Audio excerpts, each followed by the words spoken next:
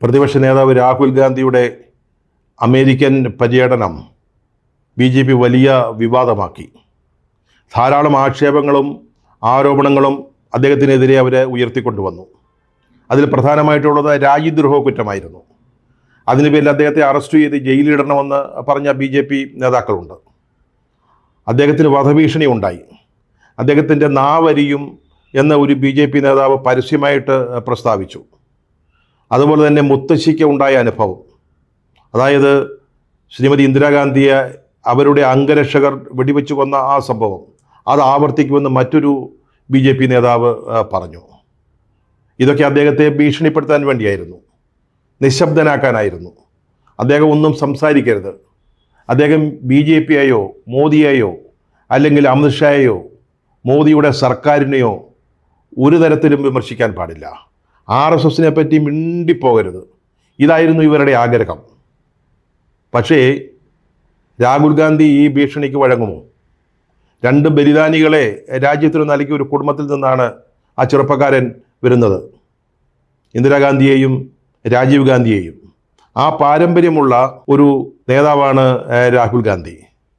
അദ്ദേഹത്തെ ഭയപ്പെടുത്താൻ BJP ആരും ശ്രമിച്ചാലും നടക്കില്ല എന്ന് ഓരോ ദിവസം കഴിയും തോറും വ്യക്തമായി വരികയാണ്.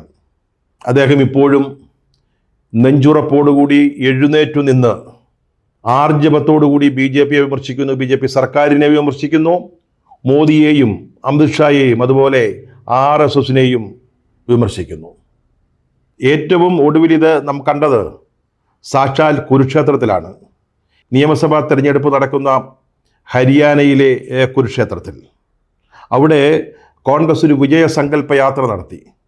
അതിൽ പങ്കെടുത്തുകൊണ്ട് അദ്ദേഹം BJP സർക്കാരിനും RSSനും മോദിക്കും അമിത്ഷായ്ക്കുമെതിരെ അതിശക്തമായ വിമർശനങ്ങളാണ് ഉന്നയിച്ചത്. അദ്ദേഹം പറഞ്ഞത് മോദിയുടെയും അമിത്ഷായുടെയും കൂട്ടുകെട്ടിൽ ഇന്ത്യയിൽ ഒരു ചക്രവ്യൂഹം രൂപപ്പെടുത്തിയിരിക്കുകയാണ് എന്നാണ്. ഈ പ്രയോഗം അദ്ദേഹം ആദ്യം നടത്തുന്നതല്ല. ലോക്സഭയിൽ സംസാരിക്കുമ്പോൾ അദ്ദേഹം ഇത് പറഞ്ഞതാണ്. ഈ ചക്രവ്യൂഹത്തെ ഇന്ത്യൻ ജനത ഭേദിക്കുക തന്നെ ചെയ്യുമെന്ന് അന്ന് ലോക്സഭയിൽ അദ്ദേഹം മുന്നറിയിപ്പ് നൽകി. കുരുക്ഷേത്രയിൽ അദ്ദേഹം പറഞ്ഞത് ഇതിനെ ഇന്ത്യയിലെ ചെറുപ്പക്കാർ ഭേദിക്കും, ഇതിനെ തകർത്ത് തരിപ്പണമാക്കും, ശിഥിലമാക്കും എന്നാണ്. അദ്ദേഹം ഒന്നുകൂടി പറഞ്ഞു, ഇവിടുത്തെ ചെറുപ്പക്കാർ ചക്രവ്യൂഹത്തിൽ കടന്ന് മരണപ്പെട്ടു പോയ അഭിമന്യുവിനെ പോലുള്ളവരല്ല. അഭിമന്യുവിന് ചക്രവ്യൂഹത്തിൽ ഇറങ്ങാൻ അറിയാമായിരുന്നു, പക്ഷെ തിരിച്ചു കയറാനുള്ള തന്ത്രം അദ്ദേഹം മനസ്സിലാക്കിയിരുന്നില്ല. രാഹുൽ പറഞ്ഞു, ഇവിടുത്തെ ചെറുപ്പക്കാർ ചക്രവ്യൂഹം ഭേദിച്ച് ശത്രുപക്ഷത്തെ തകർത്തു തരിപ്പണമാക്കിയ അർജുനന് സമാനമാണ് എന്നുള്ളതാണ്.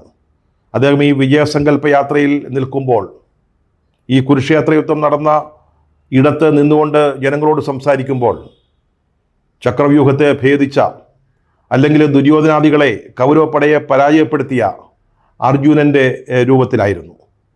ആ ആവേശത്തോടെയാണ് ചെറുപ്പക്കാരും സ്ത്രീകളും കുട്ടികളും അടങ്ങുന്ന 10,000-കണക്കിന് വരുന്ന ജനസ്വാഗതം രാഹുലിൻ്റെ വാക്കുകൾ സ്വാഗതം ചെയ്തത്. ഈ ചക്രവ്യൂഹം ചലിപ്പിക്കുന്ന 6 പേരെയും രാഹുൽ ഗാന്ധി തൻ്റെ പ്രസംഗത്തിൽ ചൂണ്ടിക്കാട്ടുന്നുണ്ട്, അടയാളപ്പെടുത്തുന്നുണ്ട്. ഒന്നാമത് പ്രധാനമന്ത്രി നരേന്ദ്രമോദി, രണ്ടാമത് ആഭ്യന്തരമന്ത്രിയായ അമിത്ഷാ, മൂന്നാമത് RSSൻ്റെ നേതാവായ മോഹൻ ഭാഗവത്, നാലാമത് ഇന്ത്യയുടെ അല്ലെങ്കിൽ പ്രധാനമന്ത്രിയുടെ സുരക്ഷാ ഉപദേശകനായ അജിത് ഡോവൽ, നാലാമതും അഞ്ചാമതും 2 വ്യവസായ പ്രമുഖരാണ്, അദാനിയും അംബാനിയും. രാഷ്ട്രീയമായും സാമ്പത്തികമായും സ്വാധീനപരമായും ഏറ്റവും ഉയരങ്ങളിൽ നിൽക്കുന്ന ബലശാലികളുടെ ഒരു സംഘം, അവരെയാണ് കുരുക്ഷേത്രയിൽ രാഹുൽ ഗാന്ധി വെല്ലുവിളിച്ചിരിക്കുന്നത്.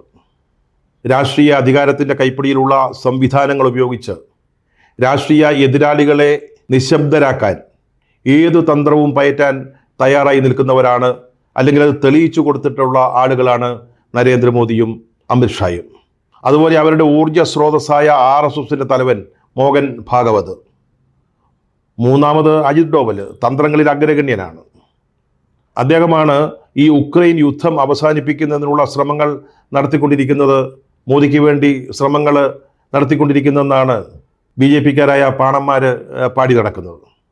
പിന്നീടുള്ളത് ഏറ്റവും വലിയ സാമ്പത്തിക ശക്തി കൈയാളുന്ന രണ്ട് ആളുകളാണ്, അദാനിയും അംബാനിയും. സമ്പത്ത് ഉപയോഗിച്ച് ഏത് ലക്ഷ്യങ്ങളും നേടാൻ, എന്തിനേയും മറികടക്കാൻ കഴിവുള്ള ആളുകൾ. ഈ ഏറ്റവും വലിയ ശക്തി കേന്ദ്രത്തെയാണ് ഈ രാഹുൽ ഗാന്ധി എന്ന് പറയുന്ന ചെറുപ്പക്കാരൻ വെല്ലുവിളിക്കുന്നത്. വാസ്തവത്തിൽ അത്ഭുതം തോന്നും. ഒരാൾ പോലും ഇന്ത്യയിൽ ഇന്ന് ഈ കൂട്ടുകെട്ടിനെ, ഈ മാരകമായ ഒരു കോമ്പിനേഷൻ, അതിനെ വെല്ലുവിളിക്കാനോ അല്ലെങ്കിൽ നേർക്ക് നേർ നിന്ന് വിരൽ ചൂണ്ടി സംസാരിക്കാനോ ധൈര്യപ്പെടുകയില്ല. അവിടെ രാഹുൽ ഗാന്ധി ഉറച്ച ശബ്ദത്തിൽ പറയുന്നു, ഞങ്ങൾ കോൺഗ്രസ്, ഇവിടുത്തെ ചെറുപ്പക്കാർ ഈ ചക്രവ്യൂഹത്തെ ഭേദിക്കുക തന്നെ ചെയ്യുമെന്ന്. ആയിരക്കണക്കിന് കോടി രൂപ ചെലവഴിച്ച് നടത്തുന്ന വിവാഹ മാമാങ്കങ്ങളെ അദ്ദേഹം ഇവിടെ ഈ പ്രസംഗത്തിൽ വിമർശിക്കുന്നുണ്ട്. അതുപോലെ തന്നെ വലിയ കോർപ്പറേറ്റ് ഭീമന്മാർക്ക്, വലിയ സമ്പന്നർക്ക് ഇന്ത്യയിലെ ബാങ്കുകൾ കടമെഴുതി തള്ളിക്കൊടുക്കും. അതേസമയം ചെറുപ്പക്കാർ ഒരു ലോൺ എടുത്താൽ അത് എഴുതിത്തള്ളാൻ ഒരു സർക്കാരും ഒരു ബാങ്കും തയ്യാറാവുന്നില്ല. അതാണ് ഇവിടുത്തെ അവസ്ഥ. കർഷകരും പാവപ്പെട്ടവരും സാധാരണക്കാരുമൊക്കെ ഒരു നേരത്തെ ഭക്ഷണത്തിന് വകയില്ലാതെ അലയുമ്പോഴാണ് ഈ ഒരു കൂട്ടം സമ്പന്നരിലേക്ക് നമ്മുടെ സ്വത്ത് കേന്ദ്രീകരിക്കുന്നത്. അത്തരത്തിലൊരു ഇന്ത്യ അല്ല കോൺഗ്രസ് വിഭാവന ചെയ്യുന്നത്. എല്ലാവർക്കും തുല്യ അവസരം, തുല്യ നീതി ലഭിക്കുന്ന ഒരു സംവിധാനമാണ്. അതാണ് ഹരിയാനയിലെ ജനങ്ങൾക്ക് രാഹുൽ ഗാന്ധി കൊടുത്തിരിക്കുന്ന വാഗ്ദാനം. രാഹുൽ ഗാന്ധിയുടെ കോൺഗ്രസ് പാർട്ടി ഏറെക്കാലം ഇന്ത്യ ഭരിച്ച ഒരു പാർട്ടിയാണ്. അവരുടെ സർക്കാരുകൾ ആരും വിമർശനത്തിന് അതീതമായിരുന്നില്ല. പക്ഷേ ഇന്നിപ്പോൾ രാഹുൽ ഗാന്ധി വ്യത്യസ്തമായ ഒരു കോൺഗ്രസിനെയും വ്യത്യസ്തമായ ഒരു ഇന്ത്യയുമാണ് ജനങ്ങളുടെ മുമ്പിൽ അവതരിപ്പിക്കുന്നത്. അതിൽ അദ്ദേഹം കാണിക്കുന്ന ഒരു സത്യസന്ധതയുണ്ട്, ഒരു ആർജവം അല്ലെങ്കിൽ ആത്മാർത്ഥത. അതാണ് BJPയെയും RSSനെയും അതുപോലുള്ള സംഘപരിവാര ശക്തികളെയും ഭയപ്പെടുത്തുന്നത്. അതുകൊണ്ട് തന്നെയാണ് ഇന്ത്യയിലെ സാധാരണ ജനങ്ങൾക്കിടയിൽ രാഹുൽ ഗാന്ധിയുടെ ഗ്രാഫ് അതിവേഗത്തിൽ കുതിച്ചുയരുന്നത്. രാഹുൽ ഗാന്ധിയുടെ ഈ സത്യസന്ധതയിലും ആർജവത്തിലും ആത്മാർത്ഥതയിലും ഇന്ത്യൻ ജനത വിശ്വാസമർപ്പിക്കുന്നു എന്നുള്ളതാണ് ഇന്ത്യയുടെ മുമ്പിലുള്ള ഒരു പ്രതീക്ഷ.